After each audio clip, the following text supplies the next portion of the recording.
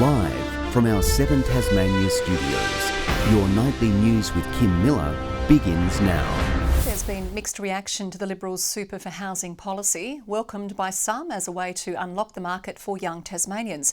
But others are worried it could only drive up property prices further in the long term and make the dream of affording a home unreachable. For Tasmanian first home buyers, accessing superannuation could be the key to the Australian dream. That this policy is good to keep the dream of home ownership alive for particularly young Tasmanians. Tasmania's property market has been red hot over the past 2 years, and experts say it's a chance to get a foot in the door. The reality of it is it's their money, and if they choose to use their own money to purchase a property, it has to be a significant advantage for the first-home buyers. The Liberals brushed off criticism it's a last-ditch attempt to win over voters, despite announcing the policy just days out from the election. We need to be ready to respond, and announcing this policy at this time I think is a good thing, and people know what they're going to be voting for on election day. Labor candidates say their Help to Buy scheme would be more effective. What we don't want to see in Australia is an entire generation of Australians locked out of home ownership, and that's what we've seen over the last 9 years. The peak body for social services says both policies just dance around the problem. What they're not doing is addressing the core issues of the crisis, and that is about affordability and supply. A recent report by the McKell Institute found allowing people to access their super to buy a home would cause a one-off surge in property prices, and the median cost of a home in Hobart would jump by almost $95,000. Policies like this one will only serve to increase house prices. As young people feel their chances of home ownership slipping away, it's a promise that could make or break the coalition as polling day draws closer. Ainsley Kosh, 7 Tasmania News. Tasmania has passed another COVID milestone with more than 150,000 cases recorded since the pandemic began. The state had 854 new infections overnight and sadly another death after a woman in her 80s died at the Royal Hobart. The virus also continues to cause disruptions to the federal election campaign, with Clark Independent candidate Andrew Wilkie, the latest politician to be placed in isolation. 2 people have been charged over dangerous driving following separate hooning incidents in New Norfolk over the weekend. It's alleged a 24-year-old man in one vehicle deliberately drove towards police before colliding with them, leaving the officers shaken. An hour earlier, a 41-year-old man in a separate vehicle was charged with drink driving and other offences. Both will front court at a later date.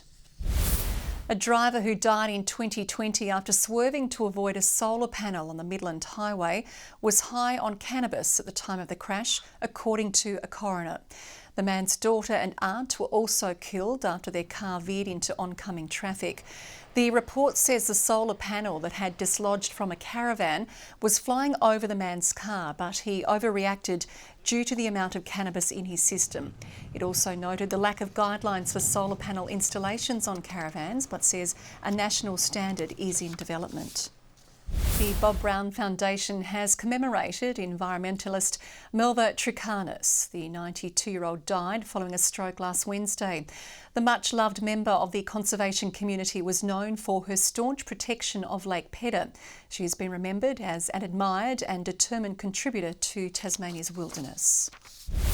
Volunteers across Australia are being recognised for their kind deeds done behind closed doors. Tasmanian organisations say the number of people in need is only growing, and so is the number of volunteers they need. Suzanne is one of the state's silent heroes, helping people in their moments of need. As a volunteer, you receive so much. You learn so much about yourself. She's been working with Hobart's No Bucks community meal service since it first began in 2007. Started off, as I say, with just a free cup of tea and cup of coffee, and that's why it's called No Bucks. You don't pay anything. Fast forward 15 years and No Bucks is changing lives. We do on average about 50 lunches a day, 5 days a week. So it's about 13,000 a year. And they're not alone. Operating in the same building, Emergency Relief is also doing its part to help more than 1,000 local families simply make it through the week. We help families with financial hardship.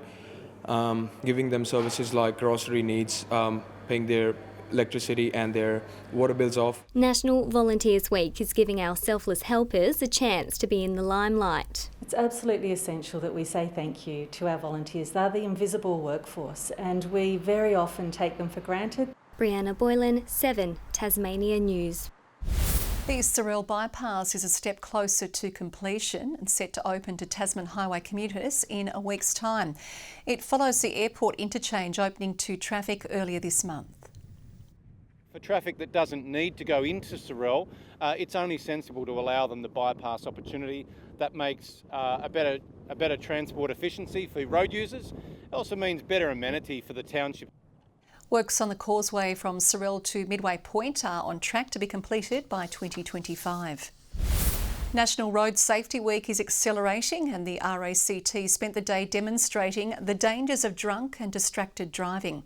Employees were made to wear beer goggles and use a mobile phone while navigating a simulated course at MyState Bank Arena. We know that when driving intoxicated, people grossly overestimate their driving skills and capabilities.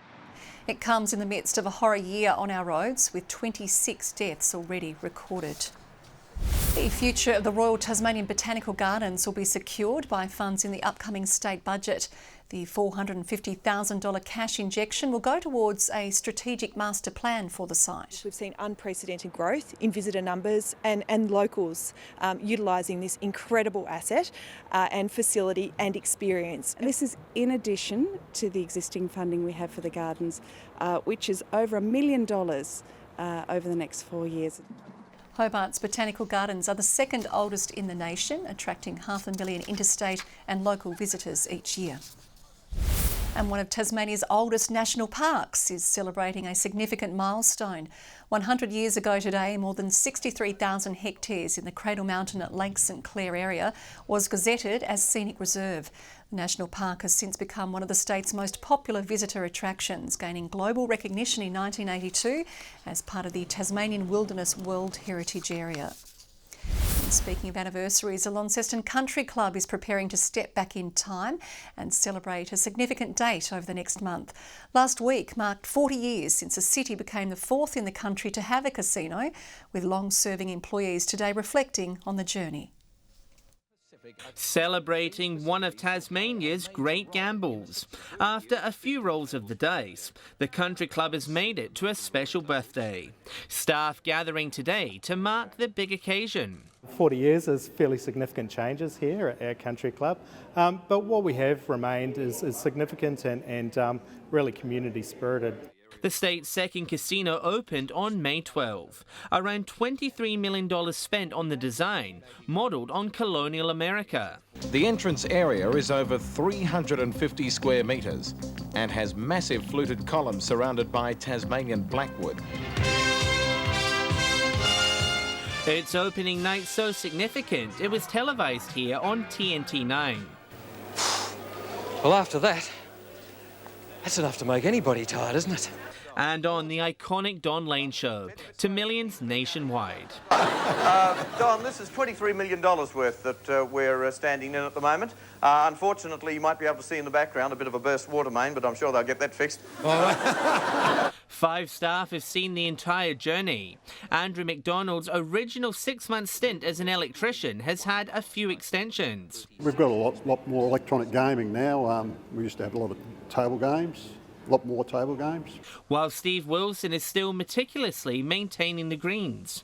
The golf course has obviously matured, which makes the job a little more easier. The club is hosting an 80s themed party on May 27th to celebrate. A welcome occasion for staff after COVID tested their limits. And we feel like we're on the back end of COVID now, so it's time to have a party. John Hunt, 7 Tasmania News. A radio competition has taken a heartwarming twist thanks to a couple of good Samaritans. After solving the wild goose chase puzzle on Jimmy and Nath's show last Friday, winner Shauna made an incredible offer to an earlier caller who she says tipped her off.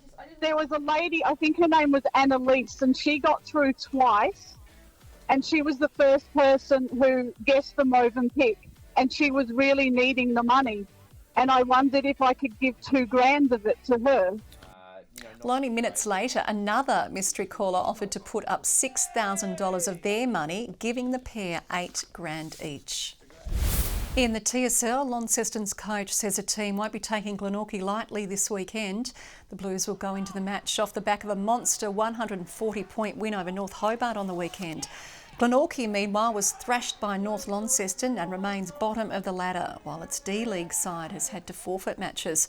While the temptation to rest players is there, Mitch Thorpe says the Blues will be full strength against the Magpies. We'll be picking our strongest team, and we'll get a few back this week. We've got North Launceston on the Friday night, back into Lauderdale again the week after, so we can't afford to change anything. That match takes place on Saturday at KG5 from noon. And Elijah Reardon got the maximum votes in Kingborough's win over Lauderdale, while Ryan Tyrrell's 10-goal haul on Saturday in Launceston's thumping of North Hobart saw him rewarded with 3 votes. Let's take a look at the leaderboard now. And we have a 3-way tie at the top between Colin Garland, Sam Siggins and Brodie Palfreyman. Eddie Cole and Joby Harper are nipping at their heels just a vote off the pace. Richie Port was a central figure in last night's crucial 9th stage of the Giro d'Italia. The Tasmanian hit the front of the peloton with just over 9 kilometres to go on the finishing blockhouse climb, setting the race up for his Ineos squad. Teammate Richard Carapaz attacked in the final kilometres, but the stage was won by fellow Australian Jai Hindley. Port is now in 16th, over 4 minutes back from the pink jersey.